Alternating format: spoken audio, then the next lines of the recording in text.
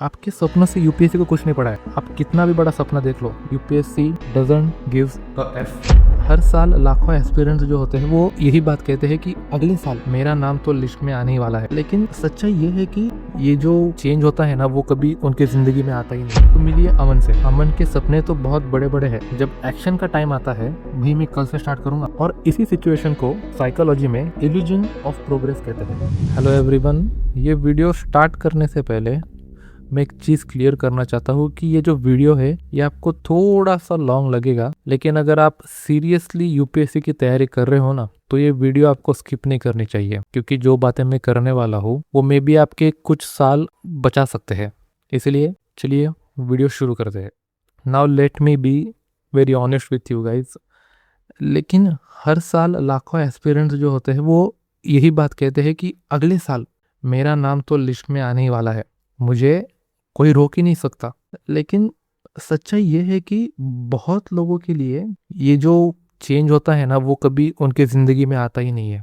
वो हर साल वही सेम बुक्स पढ़ते रहते हैं, वही सेम प्लान्स करते रहते हैं और वही सेम टू सेम एक्सक्यूजेस भी दे रहते हैं। और ऐसे ही धीरे धीरे एक एक साल चला जाता है। Now let me tell you a story of a UPSC aspirant. हम इस एस्पिरेंट का नाम अमन रख देते हैं। तो मिलिए अमन से। अमन के पास सपनों की कमी नहीं है। अमन के सपने तो बहुत बड़े बड़े हैं। वो हमेशा सपना देखता रहता है, इमेजिन करता रहता है कि उसका नाम फाइनल लिस्ट में आ गया है। उसके पेरेंट्स उसका फाइनल लिस्ट में नाम देख के फूट फूट के रो रहे हैं। उन्हें अपने बेटे पे बहुत गर्व हो रहा है कि उसने यूपीएससी क्रैक कर ली है। वो इमेजिन करता है कि उसके मोहल्ले वाले, उसके आस पड़ोस के लोग उसकी सक्सेस को सेलिब्रेट कर रहे हैं। ये जो अमन है, ये टॉपर्स की वीडियो देखता है, ये मोटिवेशनल रील्स भी देखता है और ये स्ट्रैटेजी के बारे में तो बहुत बढ़िया बातें करता है। 4 घंटे जीएस, फिर 4 घंटे ऑप्शनल, और फिर 1 घंटा करंट अफेयर्स, और फिर थोड़ी देर आराम। दिन के 10 घंटे पूरे हो गए। लेकिन अमन जो ये बातें करता है ये सब फेक प्रोडक्टिविटी है। इसमें कोई एक्शन हो ही नहीं रही है, क्योंकि जब एक्शन का टाइम आता है तब अमन पता है क्या कहता है? भाई मैं कल से स्टार्ट करूंगा। और यही कल कुछ दिनों में बदल जाता है, यही कुछ दिन कुछ हफ्तों में बदल जाते हैं, और यही कुछ हफ्ते कुछ महीनों में बदल जाते हैं। और यूपीएससी की जो प्रिपरेशन है वो सिर्फ और सिर्फ एक फीलिंग बन के रह जाती है। और इसी सिचुएशन को साइकोलॉजी में इल्यूजन ऑफ प्रोग्रेस कहते हैं। इस इल्यूजन ऑफ प्रोग्रेस में जो हमारा ब्रेन होता है वो ये बिलीव करना स्टार्ट कर देता है कि अगर मैं यूपीएससी के बारे में सिर्फ सोच भी रहा हूँ ना, मतलब मैं यूपीएससी के लिए काम भी कर रहा हूँ, I am preparing for it और I am working for it. लेकिन सिर्फ यूपीएससी के लिए सोचना मतलब प्रिपरेशन नहीं होता, या फिर सिर्फ यूपीएससी की प्लानिंग करना मतलब प्रिपरेशन नहीं होता। यहाँ तक कि सिर्फ रील्स देखना, मोटिवेशनल वीडियोस देखना, टॉपर्स के टॉक देखना मतलब यूपीएससी के प्रिपरेशन नहीं है मेरे भाई। अगर सच्चाई देखी जाए तो सिर्फ और सिर्फ अनकंफर्टेबल और कंसिस्टेंट एग्जीक्यूशन ही आपको यूपीएससी की एग्जाम क्रैक करने में हेल्प करता है। आपको अपने कंफर्ट जोन से बाहर निकलना पड़ता है और कंसिस्टेंटली अपने प्लान्स एग्जीक्यूट करने पड़ते हैं। और इस इल्यूजन का सबसे डेंजरस पार्ट वो होता है जिसमें आप जितनी देर उस इल्यूजन में रहोगे ना, आपके लिए उसी इल्यूजन से बाहर निकलना उतना ही ज्यादा मुश्किल हो जाता है। अब मैं इस इल्यूजन के आपको कॉन्सिक्वेंसेस बताता हूँ, मतलब इसके आपको परिणाम बताता हूँ। आप 1 साल अटके रह गए, कुछ फर्क नहीं पड़ेगा, आपको कुछ लगेगा भी नहीं। लेकिन 2 साल बाद आपके अंदर ही अंदर सेल्फ डाउट आ जाएगा कि यार जो मैं कर रहा हूँ वो सही तो कर रहा हूँ, ये जो टाइम में दे रहा हूँ क्या ये सही है, या फिर मुझे ये छोड़ देना चाहिए। और 3 साल बाद चालू हो जाता है कंपैरिजन। कंपैरिजन क्यों? क्योंकि आप अपने दोस्तों को देखते हो कि वो आपसे आगे बढ़ चुके होते हैं। कई दोस्तों के जॉब लग जाते हैं, कई लोग तो अपनी लाइफ में स्टेबल हो चुके होते हैं, कईयों की शादी हो जाती है।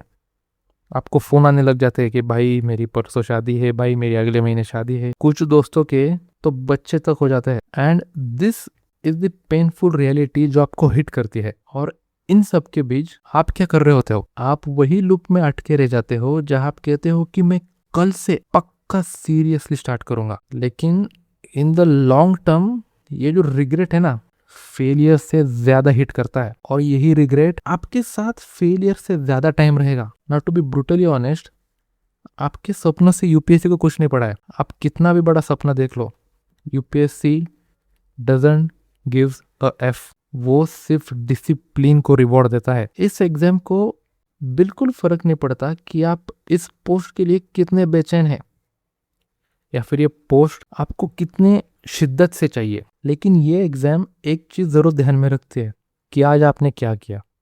सी, ये जो इल्यूजन है इसके मैं आपको सोल्यूशन तो दे दूंगा, लेकिन आपको एक बात जरूर याद रखनी चाहिए कि फ्यूचर में जब आप एक ऑफिसर बन जाओ तब हर प्रॉब्लम का या फिर किसी भी सिचुएशन का आपके पास कुछ ना कुछ तो सोल्यूशन होना ही चाहिए। और ये क्वालिटीज ड्यूरिंग द प्रिपरेशन आपको धीरे धीरे बिल्ड करनी चाहिए, क्योंकि इन्हीं क्वालिटीज को ऑफिसर लाइक क्वालिटीज कहते हैं जो आपको आपके फ्यूचर में बहुत काम में आती है। Now moving further, the first solution would B कि मोटिवेशन पे डिपेंड मत रहिए। एक डेली का सिस्टम क्रिएट कीजिए, अपने आवर्स फिक्स कीजिए, हर रोज कौन से सब्जेक्ट पढ़ने हैं वो फिक्स कीजिए, और एक रिवीजन टाइम फिक्स कर दीजिए कि मुझे डेली आधा घंटा या फिर 1 घंटा पढ़ना है, या फिर मुझे वीकली रिवीजन लगाने हैं, या फिर मंथली रिवीजन लगाने हैं।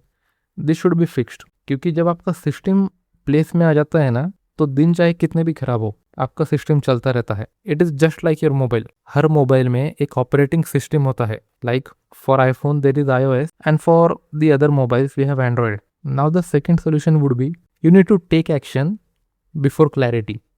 मतलब आपको शुरू करने के लिए एकदम परफेक्ट स्ट्रैटेजी की जरूरत नहीं है, आपको सिर्फ मूवमेंट चाहिए। आप बस स्टार्ट कीजिए। और आप चालू कहाँ से करेंगे? एनसीईआरटी पढ़िएगा, स्टैंडर्ड बुक पढ़िएगा, पीवाईक्यूज पढ़िएगा, क्योंकि क्लैरिटी जो है ना वो आपके एक्शन से आएगी, उससे पहले नहीं आएगी। आप एनसीईआरटीज पढ़ोगे तब आपको पता चलेगा कि सब्जेक्ट की डिमांड क्या है। स्टैंडर्ड बुक्स पढ़ोगे तो आपको पता चलेगा कि थोड़ा एडवांस में क्या है। और अगर पीवाईक्यूज पढ़ोगे तो पता चलेगा कि एग्जाम की डिमांड क्या है। और धीरे धीरे जब आप इन तीनों चीज़ों को मास्टर करोगे तो क्लैरिटी अपने आप आ जाएगी boss. And the next solution और the third solution would be आप हर रोज का आउटपुट मेजर कीजिए, टाइम मत मेजर कीजिए। I have seen a lot of aspirants who say that कि मैंने आज 8 घंटे पढ़ाई की, आज मैंने 10 घंटे, कुछ तो 12 घंटे 14 घंटे भी पढ़ते हैं, लेकिन आउटपुट क्या रहता है? Zero. I have a lot of friends who have studied 6 hours and they have cracked the prelims, the mains, and the interview in their very first and the second attempt. And I have seen many people who study at least 8 to 10 hours but fail to even clear prelims. In short, आपको output major करना है, ना कि time. आप खुद से पूछिए कि मैंने कितने पेजेस रिवाइज किए हैं, क्या जो मैंने पढ़ा है वो मैं रिटर्न कर पा रहा हूँ, और मैंने उसी टॉपिक से रिलेटेड कितने क्वेश्चन सॉल्व किए हैं। क्योंकि देखो यूपीएससी जो है ना वो आपके आउटपुट से क्लियर होगा, ना कि पोमोडोरो या फिर वाईपीटी इन चीज़ों से। डेफिनेटली पोमोडोरो में help, it may help you to keep accountability, but ये जो आउटपुट है ना it definitely differs in quality and it out measures quantity. So always measure the output, not time. The next very simple and most repeated solution is cut the dopamine distractions. आपको reels देखना limit करना होगा, excessive YouTube देखना, YouTube के ऊपर strategies देखना, खुद को कन्फ्यूजन में डालना और दूसरों के साथ कंपैरिजन करना आपको कम करना होगा। I am not telling you to totally cut down on your reels consumption, your YouTube consumption, but you should definitely cut down on your comparisons. हाँ, वो भले ही आपके दिमाग में चलते रहे, लेकिन ट्राई टू लिमिट इट। क्योंकि देखिए फेक प्रोग्रेस है ना हमेशा अच्छी लगती है, और जो रियल प्रोग्रेस होती है ना वो हमेशा हार्ड फील होती है। आपको बड़ी समझदारी से चूज करना है कि आपको फेक प्रोग्रेस के साथ आगे जाना है या रियल प्रोग्रेस के साथ आगे जाना है। Now see the last solution would be कि आप हर हफ्ते एक रियलिटी चेक कीजिए।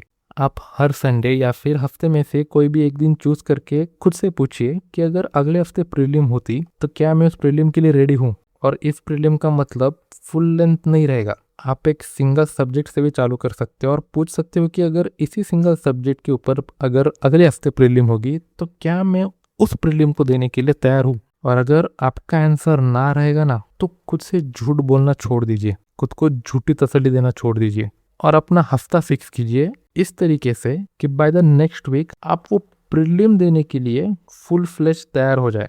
Because in the end there are only 2 types of aspirants, एक जो सिर्फ सपना देखते हैं सिलेक्शन का, और दूसरे जो उस सिलेक्शन के लिए काम करते हैं। और प्रिपरेशन में एक स्पेसिफिक पॉइंट के बाद वो दोनों एस्पिरेंट्स सेम नहीं रहते।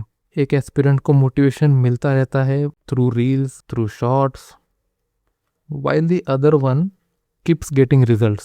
He keeps scaling the charts of his marks through tests, through revisions, through PYQs, and he keeps scaling up.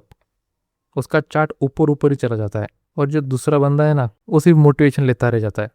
इसीलिए आज आप जाके खुद से पूछिए कि क्या आप सच में यूपीएससी के लिए प्रिपेयर कर रहे हैं या फिर आप सिर्फ यूपीएससी के बारे में सोच रहे हैं, यूपीएससी के बारे में सिर्फ इमेजिन कर रहे हैं। क्योंकि एक दिन ऐसा आएगा कि रियलिटी आपको उसका आंसर देगी और मे बी वो आंसर आपको हर्ट करेगा या फिर सेटिस्फाई करेगा। So this was the video guys, I hope you liked it. This is nutshell UPSC signing off.